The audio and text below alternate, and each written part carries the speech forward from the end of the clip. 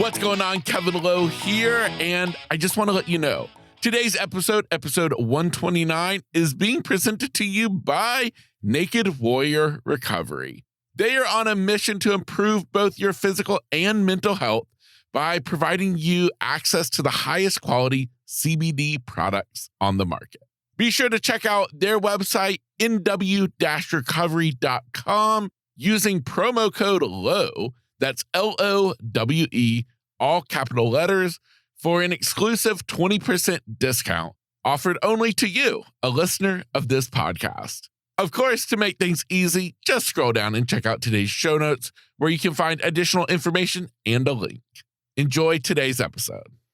It's one of those things that you never, honestly, I never in a million years would have expected, to be on that side of things, especially when you live your life trying to do the best that you can, right? Like trying to be the best version of yourself possible, always trying to do the right thing. And then, somehow life still sometimes ends up beating you behind,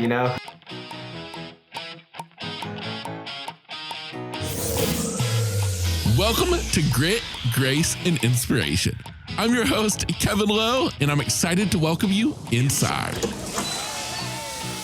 This is the kind of place where your glass will never be anything other than half full, because we choose to focus on the positive side of life. Now, this doesn't mean that we shy away from the real talk. No, not a chance. Matter of fact, we explore all aspects of life, from the good, the bad, and the ugly. But all of that is done with one purpose: to inspire you to never give up on life, even when it may seem like life has given up on you. Now, I get it. Life is hard, but starting today, you've got grit, grace, and inspiration. What's going on, friend? How are you today? Hopefully nothing less than spectacular. And well, if by any chance you are anything less than spectacular, well, that's why you're tuning into the podcast. Because the point here is to build you up, boost your spirits, and remind you that, you know what, you're worth it. So get out there and take on this day. Today, I am sitting in the studio with an incredible man named Cesar Perez. Cesar is here today to tell us about his story. And it's one that has us spanning the globe because, well, Cesar is an immigrant from El Salvador. Moving to the United States as just a young child, Cesar would embark on an exciting life that would have him going off in directions that many of us only dream of. Like, should I say, a rising Hollywood actor? Yes, indeed. Cesar Perez started his acting career, and, well, the guy was phenomenal at it. But why Cesar is here on the podcast today is not only to talk about all the good things that life has had in store for him, but to talk about the struggles as well. That's kind of a theme with most of the guests here on the show. And well, that's because that's generally the theme with life. And as in most people's situations, it seems, a lot of times life has this cruel way of impacting us the most when everything is going good. In Cesar's story, life was going amazing.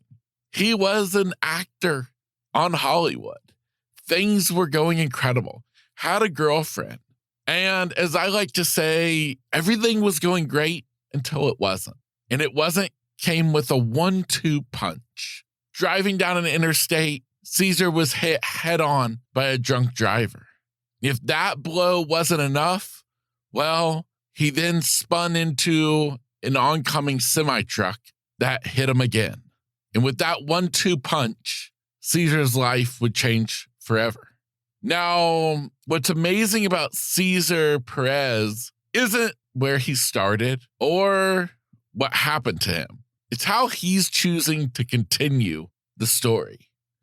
Because this young man is so full of spirit, so full of love, so encouraging, and a reminder to us all to never give up on life, even when it may seem like life has given up on you.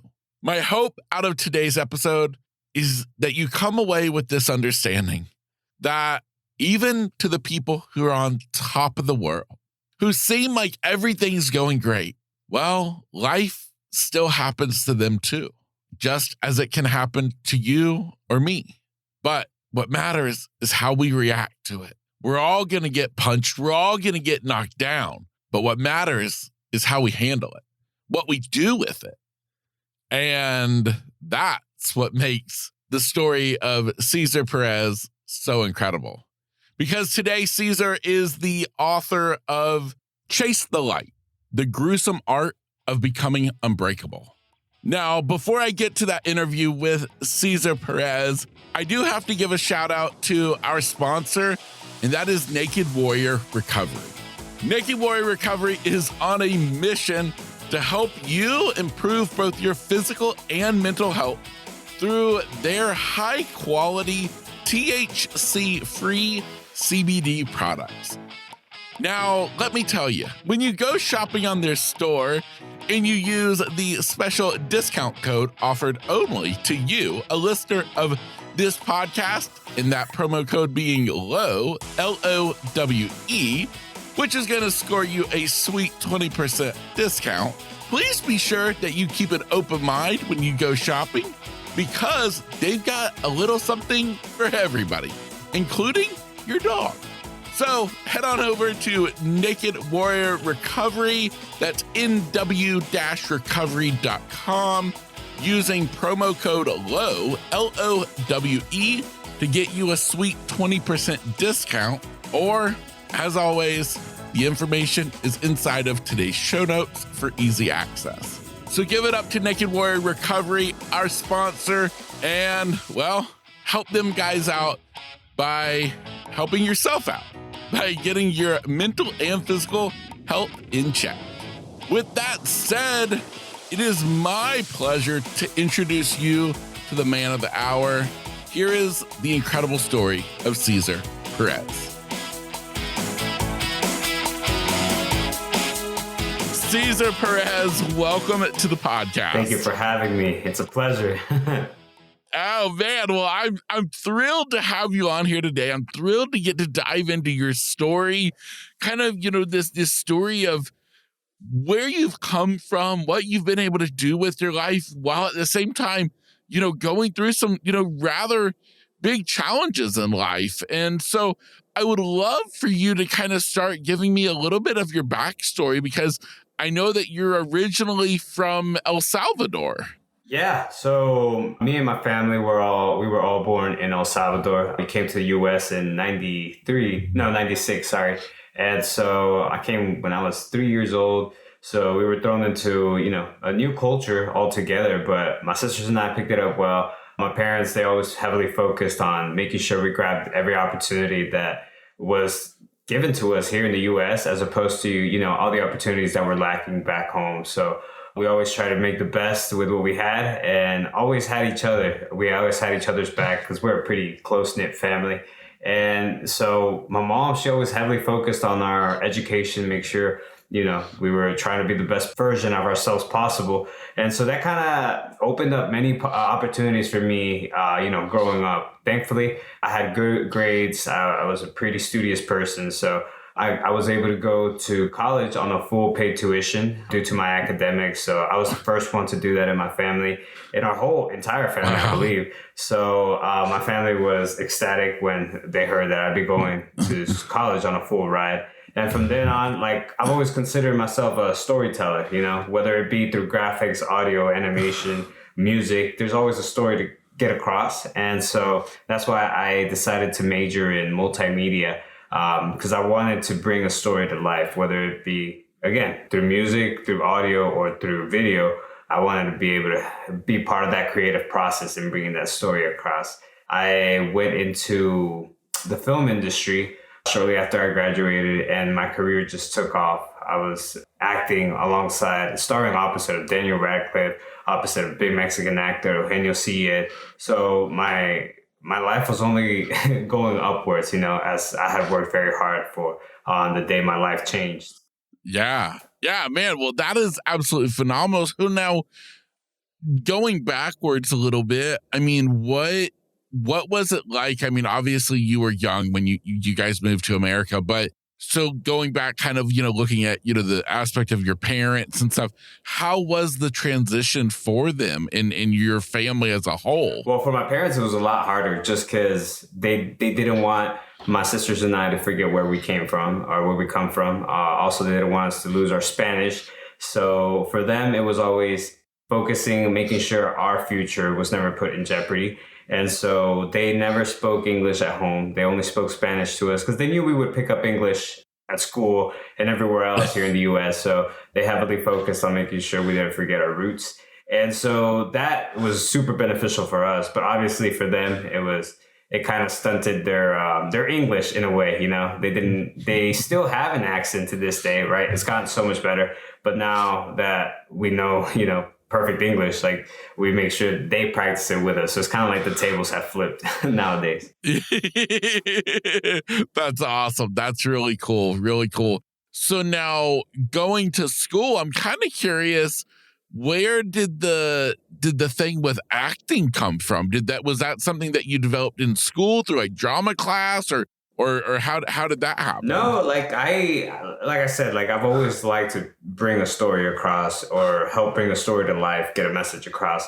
And so like all throughout high school, I was part of theater, or like I would go to theater plays that were being held, but I would be in the pit. Like I was never on stage performing or acting. I was performing, but in the pit, so I was part of the music and everything, because I play string bass, trumpet, classical guitar, piano, and the cajon. So yeah, so my whole family's pretty musically talented, but I never was an actor, from early on in my childhood. Like it was not something that I had thought about ever being, but I was close with all the actors and everybody who was, bringing these plays to life, because I was also in the pit. So in a way, it kind of, was already mingled in together. But it wasn't until college that I kind of got that opportunity as more films started coming to the East Coast to shoot and film here in Atlanta and in Georgia. That's when I was like, hey, you know what? Actors also help bring a story to life. So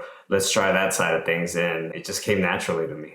Wow, that's so cool. You're one of those people that in my family, which is full of people who can't sing, we can't play instruments. We look at people like you and say, no, why's he got to have all the talent? Oh man, it took a long time. That's for sure. A lot of classes, a lot of lessons. Sometimes I didn't even want to. But the funny thing is, so being Latinos, right? We always, or people always assume, they know how to dance, right? But no, my family, none of us knew how to dance. Like growing up when we came to the US, none of us knew how to dance. But that was one of the things I was missing in my sisters and me. Like we were like, we see everybody, all our friends, all our Latino friends, dancing and everything. We're like, we're missing that aspect of our culture. So we took lessons, I'm not ashamed to admit it, but we took lessons and man, we dance a storm now. So my parents are the only ones that don't know how to dance, unfortunately, but at least we got it together now. Oh man, I absolutely love it. I can only imagine the dance instructor. The Latino kids are coming in to learn how to do this dance. Yeah. Say, whoa, you kids should be teaching me. Exactly. Thankfully, we picked it up quick. Yeah. Oh my goodness. Well, that's really awesome. So now back on the thing in college, you picked up the theme with acting and you realized, oh man, I'm good with this. So then kind of where did life go from there? Yeah. So from there, but again, like I never said, oh, I'm going to be an actor and I'm going to put all my eggs in that basket. No, like I always wanted to pursue my career as an artist, as a musician, as a multimedia designer. So I had my hand in everything. So, but when I came to Atlanta, like my career, both professionally and my acting career, my music career was taking off. And so like I was excited for 2018 because I held my family close at the end of 2017 and at the end of 2018, sorry. And I told them that 2018 was going to be my year because I had worked really hard to get to where I was and opportunities were just knocking on my door. So I was ecstatic for 2018. And unfortunately, it's a year I barely remember. Yeah. Wow. Life has a crazy way of messing up our plans. As I like to say, sometimes we have our plans and then life gets in the way. Yeah. And now, before we get to your accident, though, you had some pretty big roles, correct? Because talk about some of the roles that you started. Yeah, so before I'll backtrack slightly. So before I even got into the acting aspect of it, like I had already sent my resume out, and several set designers had gotten in touch with me they wanted me to be their graphic designer for said film, and so I was already in the film industry doing that. And so I was excited just being able to help bring a story to life from that standpoint, right? And that's when I realized, hey, actors also do bring the story to life. So what if we commingle and do everything together? And that's when I got the opportunity to star opposite of Daniel Ratcliff. Obviously, I had to audition, but I beat out everybody that was auditioning out in LA, and they gave me the role. And so to put it into perspective, I was starring opposite of Daniel Ratcliff in the movie Beast of Burden. And so one night I was rehearsing my lines and, going through them with him. And then the following night I was, creating a fake passport for him and a fake driver's license, so it was so crazy how my life had, just developed. And then if you go and if people scroll through the credits at the end of that movie, you see my name appear twice, not only as Javier, but also not only as Pablo, but also as the art department, as the senior designer for that film. So that's how crazy and how interesting, I guess, life has been, up until that point. And then I got the opportunity to star opposite of a big Mexican actor, Eugenio Cesar, in the movie Blind Trust. And then in 1517 to Paris, which was directed by Clint Eastwood. So yeah, things were only going great. Yeah, that's amazing. Now, can I just clarify one quick thing? The making the fake passports, was that for the movie? Yes. Okay. Sorry, did I not clarify? Yeah, it was for the movie because I was their senior designer for that film, and then also I was starring in it. So it was crazy how it worked out. Okay. But yeah. Well, I just didn't want people reaching out to you for the wrong reason. Exactly. Nah, I could have had a different life for sure, but nah, it was for the movie. Okay, perfect. Okay, good. Now that we got that cleared up, we can move on. So now talk to me about, because we've been alluding to the year 2018, and I think this is a theme for a lot of people when it seems like life is going amazing. We're at the top of our game until all of a sudden we're not. And so walk me through what that year had in store for you. Well, like I said, it was a year that had so many promises, as I was stepping into 2018. And unfortunately, I left them all unfulfilled. On January 12th of 2018, I finished work early and I was driving down to see a girlfriend at the time. And I had driven down that road so many times, hundreds of times before, but I think it was a long weekend. I think it was Martin Luther King weekend. And so I told my parents that I was going to come see them too. And my mom told me not to drive down because there was bound to be drunk people on the road. But I had driven that road so many times. And so I didn't think anything of it. And I just drove on that Friday down to go see my girlfriend. And I was like about an hour away when a drunk driver driving westbound on eastbound lanes hit me head on, going over 70 miles per hour. And then when he hit me, he spun me around onto oncoming traffic, and a big rig hit me head on as well, going over 70. And that's kind of where my life shattered, where everything went dark. Wow. Now, talk to me. What kind of injuries did you sustain from that? Every injury you can imagine. I mean, everything in my face was shattered. Again, because when the first drunk driver hit me, when the first car hit me, the airbags deployed, everything, that was meant to protect me went off. But then the second impact where the big rig hit me head on, like there was nothing to protect me. So my face took the worst part of it, really, my head and everything. And so from the injuries I sustained that day, my femur was protruding out of my left leg. I had a torn ACL, torn ligaments in my right leg. And then everything in my face had been shattered. So the EMS crew says that I was spitting out my teeth and bone when they came out to rescue me. And then I had a brachial plexus injury, which left my right arm paralyzed for about 2 years or a little over a year and a half. Wow. Talk about stopping you in your tracks in the most dramatic way possible. Yeah. It's one of those things that you never, honestly, I never in a million years would have expected, to be on that side of things, especially when you live your life trying to do the best that you can, right? Like trying to be the best version of yourself possible, always trying to do the right thing. And then, somehow life still sometimes ends up beating your behind, even though it's not your choice. I wasn't doing anything wrong. I wasn't even having fun for that matter, so that's why all the emotions and all the anger I went through, through my recovery, it kind of helped me at the end, channel that energy into making sure I got everything back that was taken from me.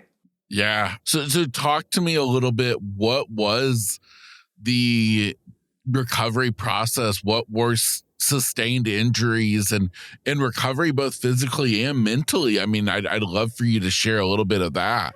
Yeah, I'd say the hardest part was definitely the mental portion, because I was diagnosed, obviously, once I got to the hospital, I was diagnosed with a severe brain injury just because of the huge impact and the huge blow my frontal lobe of my brain received. So my brain kept hemorrhaging for about a year. And so due to the severe brain injury I had, my emotions were so out of whack. Like I couldn't control them. Like I feel like that dam that held all my emotions at bay before had been broken. And so they were all running loose inside my mind. But at the time, the worst part was realizing that everything I had worked for was gone, like the person who I had worked so hard to be and to become, that was yesterday, now from here on out, it's a new life. It's a new me. And it was hard. Definitely. That was the hardest part, coming to terms with what had happened and realizing that I couldn't change it. I think that's even something that maybe even my family is still dealing with, like why did he have to go through that? And unfortunately, we don't have all the answers sometimes, right? But you make do with what you got. And thankfully, my family never left me. So I held on to them. Yeah, well, that's awesome. No, I was going to say the questions that start with why can literally eat us alive, and it's life is, it's unfair. There's so much in our everyday lives that it's not fair, but then it's life, right?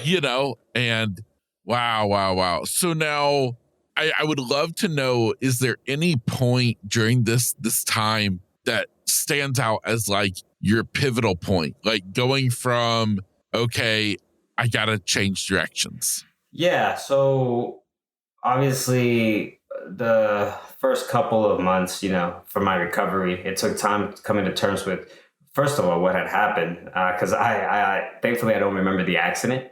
So I don't have that trauma or those flashbacks that come to me when I get behind the wheel. So kind of piecing my life together took a while. And then after that, trying to get all my emotions in check was probably the hardest part for not just for me, but for my family. But realizing that I had lost all my independence, I went from, being super healthy, being in the best shape of my life, being at the top of my game, to now having to go to the bathroom, having my parents take me, not being able to tie my shoe, not being able to breathe, not being able to eat by myself, losing that autonomy and that independence really, it hurt.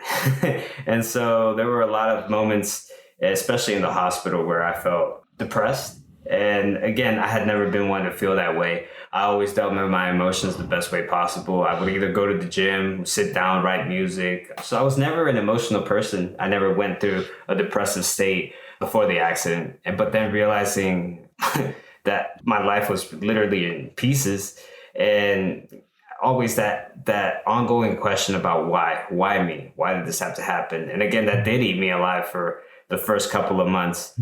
And it wasn't until I saw myself for the first time at the hospital after the surgeries, after everything, that I realized my life was probably never going to be the same, that suicidal thoughts actually crept in my mind. And as much as it pains me, right, like I had never, ever thought about suicide before, but at that point, I was like, why continue? If this is how life is going to be for me, I don't want it. Like after trying to be the best person I can be, and this is how life repays me, I didn't want it.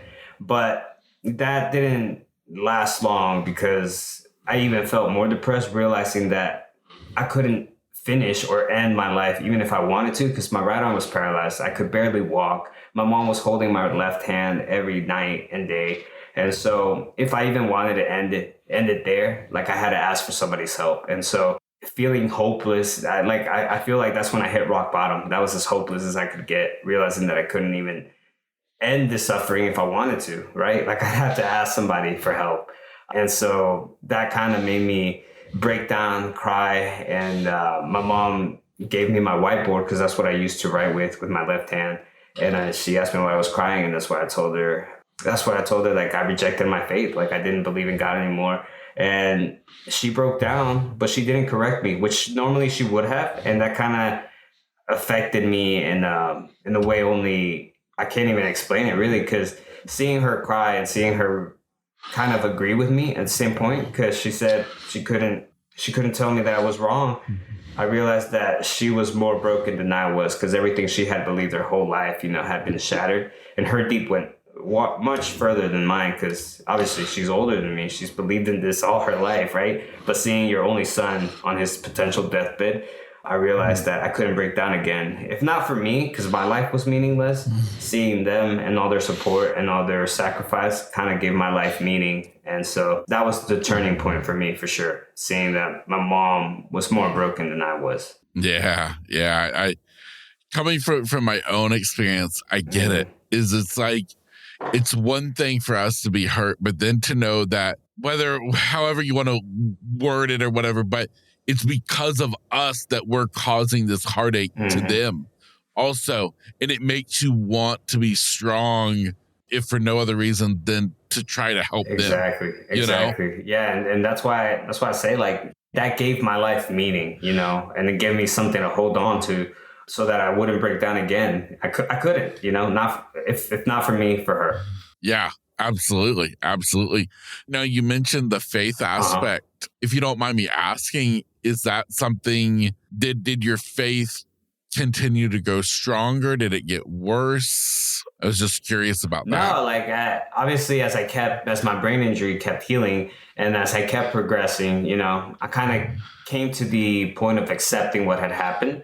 And then once I accepted what had happened and accepted that I had gotten myself to where I was before, so why couldn't I do it again, right?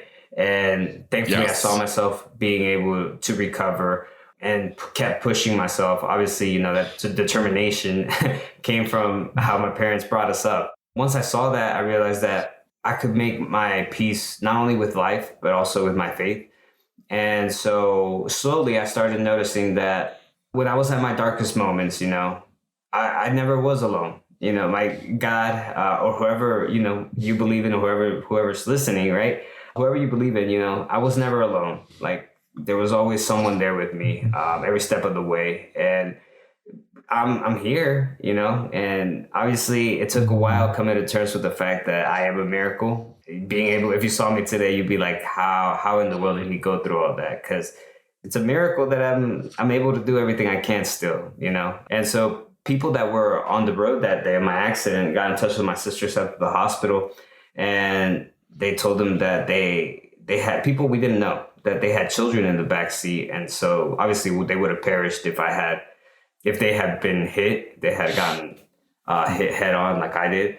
So that kind of also gave me something to be, okay, well, if my accident, helped save somebody, then I think it was worth it. Never did I think it should have happened, right? Because it was an irresponsible person on the road, but it kind of gave me something to hold on to too. Yeah.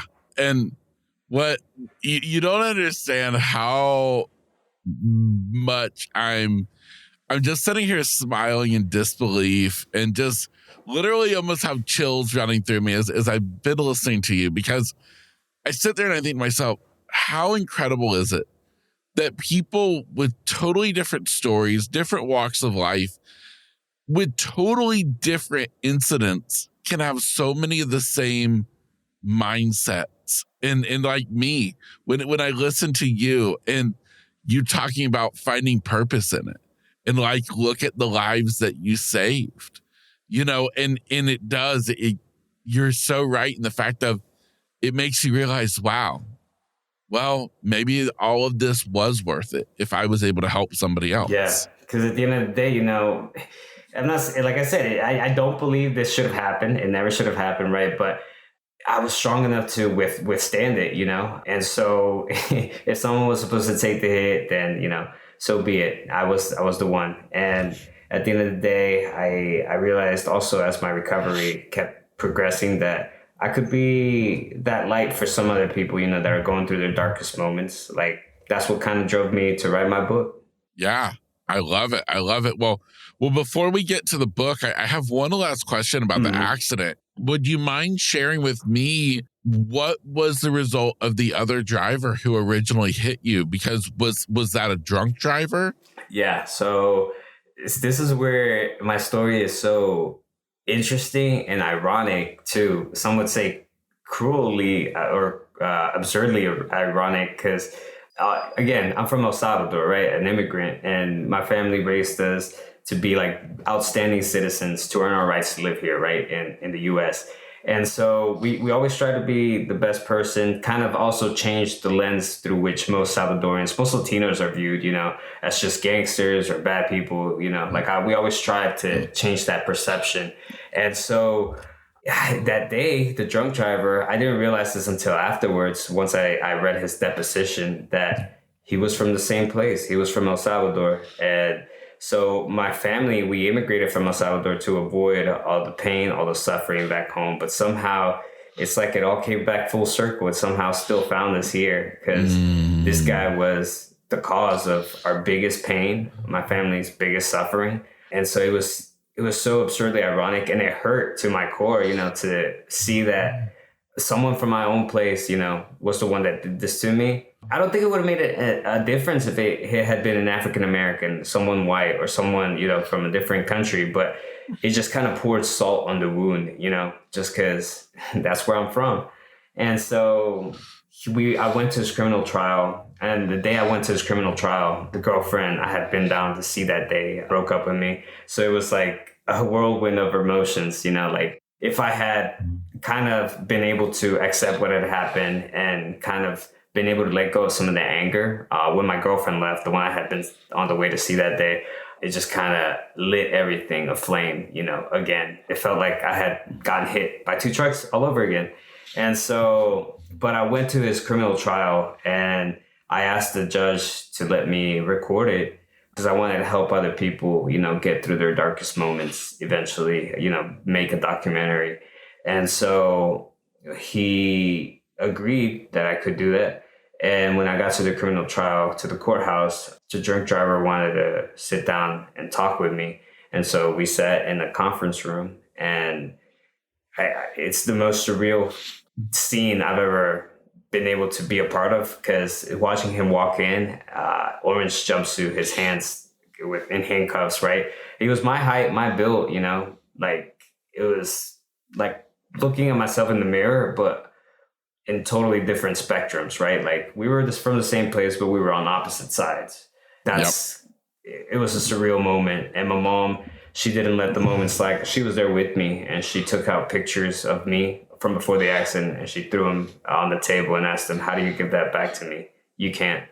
And so he never looked at me, but he spoke to my mom, and he said in Spanish that he was willing to, whatever judgment came, that he was willing to accept it, because he had two girls and he would hate them just as much as my mom does if something like that had happened to him. So I think the sentencing was he was going to serve 8 years in prison, but he had already served 2 at that point, so 6 more. Wow. What an emotional roller coaster. Mm-hmm. Now, what was it like for you emotionally to meet him? Seeing him walk in, I mean, the only few words I got to say before I broke down was that I told him I didn't know his story. I didn't know him before then. And the hardest part of me to accept was the fact that we were from the same place, like how can you do that to somebody?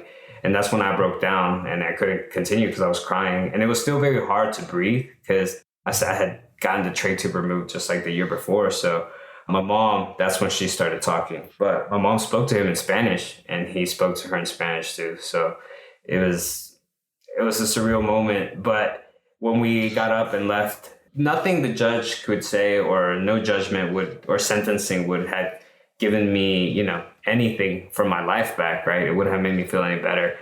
But at the end of the day, I did feel a little bit lighter when we left the courthouse because all this whole time I had felt like my life had been an interrupted conversation, like up to that point, I had been making a statement with my life and this individual just abruptly cut me off. But that day I finally got to say my piece. And what I really wanted him to see was that he hadn't broken me, like I was still standing, though I was wobbly, right? But I was still standing and that I could have chosen to drown my pain in alcohol, and not face the music, but I didn't, And so that's kind of like what was ringing in my head. Like we all have a choice to make. And that's what I told him. I was like, you have a choice to make.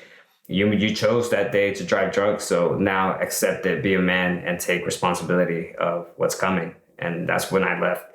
So that was my finishing statement. Wow. Well, I must say that, so how old were you when the accident happened? I was 24. I turned 25 2 days after I got discharged from the hospital. Okay. Well, I was just going to say that, it speaks very highly of you to even this thing of just wanting to meet him and to know the person, who really caused this for you. And then though at the same time, the weird, just crazy irony of life, the fact that he was you, from the same country here in America, but it comes down to choices, Exactly. So moving on from that, talk to me how we go from living your best life to then having literally basically hit by a brick wall. Your life, just spun around, thrown you into a different direction. How then does a book come out of that? Yeah, I gotta give credit to Mama Perez. That was her idea. She saw how angry, how depressed, and just how obviously I didn't get violent because I could barely move, but like just how angry and depressed I was. And again, it was a shock to everybody just because I had never been the type of person. And so she sat down and with me and she told me to start writing everything down. For her, it was going to serve as a catharsis for me and my broken soul, kind of help put the pieces together again of what was now my life. And I didn't think anything of it. I didn't expect anything to happen, nor was I expecting to feel better once I wrote it down. But there was nothing else I could do, So I was like, what's the worst that could happen, right? Like if I write everything down, if anything, it helps me put the pieces together and just kind of realize, all right, this is where I'm at right now. This is what my life is now. And so slowly I started writing and I threw the kitchen sink at it. At first it was like 600 pages of just me complaining, and like the story, the trajectory of everything from the accident all the way up through my recovery, through my surgeries and through my therapy sessions. But there was complaining, and also because my girlfriend, just the whole roller coaster of her, leaving afterwards, just because this wasn't what she had signed up for. So I had a lot to say for sure. Yeah. But then slowly, once my brain injury started healing and I kept getting headaches and migraines a lot less frequently, I started reading through it and realizing there was a story, there was a message I wanted to get across, that anybody could find some inspiration, some motivation to just hold on for one more day. Cause that's literally all I did, In my mind, I was like, what if tomorrow doesn't get better, right? But my hope kind of helped me hold on for one more day, And so I kept pushing myself. I was like, tomorrow I'm going to try again. My arm might not move, but at least I tried, At the end of the day, if I didn't get any better, it sure wasn't going to be because I didn't try. And so I kind of wanted to leave that as one of the messages in my book. And once I finished it, I definitely saw there was there was a message people could get out of it and hopefully get through their darkest moments, like for me, my light was my parents and my family and just wanting to get my life back. That might be a different light for somebody else, so I just wanted them to hold on for one more day and just be resilient. Every night has to end. So you might not be able to see clear blue skies, but you can make your days a little less gray if you want, so that was my whole purpose with my book. And I couldn't be more proud with how it turned out. Wow. Dude, I absolutely love this. And what I love about it is the deeper meaning behind your book of really facing the fact that we have a choice. We have a choice to be happy. We have a choice to keep going, and I absolutely love it. Absolutely love it. So what did you end up titling the book? I'm glad you hit on that, because there is definitely a meaning behind the title. So like I said, I always, after the accident, what wouldn't I have given, to go back to the Cesar of yesterday, like just going back and have my life the way it was before. So I always kept chasing. After that Cesar or that Cesar, that was from yesterday. And so I speak about it in my book that I had heard Matthew McConaughey give a speech about, who his hero was, and his hero was him in 10 years, right? Because that was always something he was chasing. It would always give him something to look forward to. And the ironic part of it was I wasn't chasing me in 10 years. I was chasing the me of yesterday, and so I always kept chasing. And for me, the people that helped me hold on, for one more day was my family. They never left me. And so I want people to be able to hold on for one more day, find something to hold on to, and just continue. Because I promise you, there are clearer and happier days out. And no matter, like you said, life is unfair, right? But there is still a possibility for us to live a fulfilling and beautiful life, despite all the trauma and scars. And so I say in my book, my 2 trucks to the face could be, your recent unemployment, your recent illness. But despite it all, there is still a chance to see the beautiful side of life. And so that's kind of what I want to get everybody on board with. Just because there's no point, to not be happy. There you have a choice, and you can live a happy life if you want and if you choose to. And so that's why also the subtitle, The Gruesome Art of Becoming Unbreakable, because it is an art. It took a lot of time to come to that conclusion that there is an art to becoming unbreakable, but by no means is it pretty. So that's why I had to have that part, the gruesome art of becoming unbreakable. And if you see the cover is actually me in the shadow. It's a shadow, a silhouette of me, throwing my crutches away. That's literally me. But I wanted it to be a shadow because my story, though as unique as it is, it could be anybody's, like I want everybody to be able to see that they can be in my shoes. Obviously not going through a severe accident as the one I did, but anybody can chase that light. Anybody can live a beautiful life if they choose to. Yeah, man, I love you. I love your spirit. I love this just story that that is your life, as well as the story that is your book. Where can we find your book at? Yeah, you can find it online on Amazon, Books A Million, Barnes and Nobles. You can order it online. I would definitely order it through Amazon just because Amazon is the quickest way nowadays with everything. Exactly. We all love Amazon. What would we do with if it wasn't for Amazon? So I'm curious what's on the horizon for me. Yeah. Was literally just the stepping stone, and I told my parents that too, right? Now that it's an Amazon bestseller, like that's just the icing on the cake, right? Because when I finished writing and throwing the kitchen sink, like I said, at it, like I told my mom, no, I am gonna publish it. I'm gonna tell my story. The world is gonna know my story. And so that kind of determination and that resilience of, hey, doing something that I said I was gonna do, and seeing it through, that's kind of what the person that I've always been. And so once I published my book and then it became an Amazon bestseller, I told my mom, I was like, I would have been 100% happy if you were the only one that had bought it, you know, like, because I never did it for money, for the recognition or nothing. It was because it was something I said I was going to do and I saw it through, you know, so that was in itself just recompense enough for me, you know, but after that, I know this is going to be on the big screen because I have everything. I have all the footage of me, you know, going through my recovery process. Like, I do want to turn it into a documentary.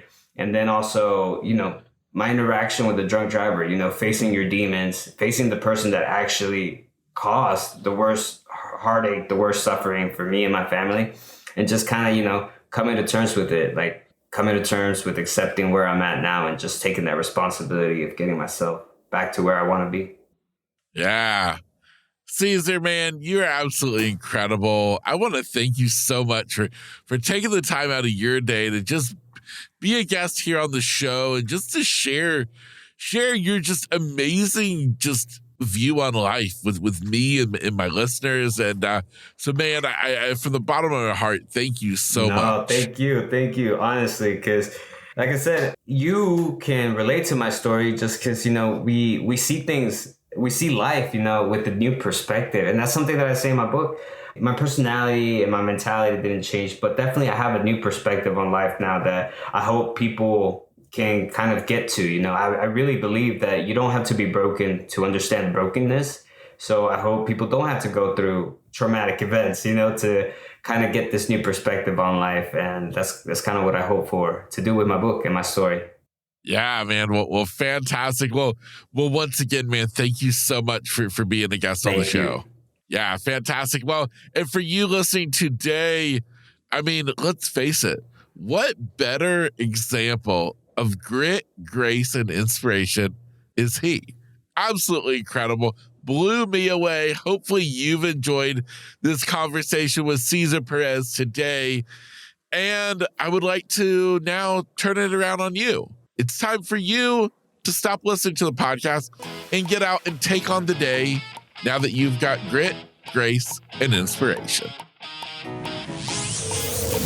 Hey, real quick before you go, I have one last thought to leave you with.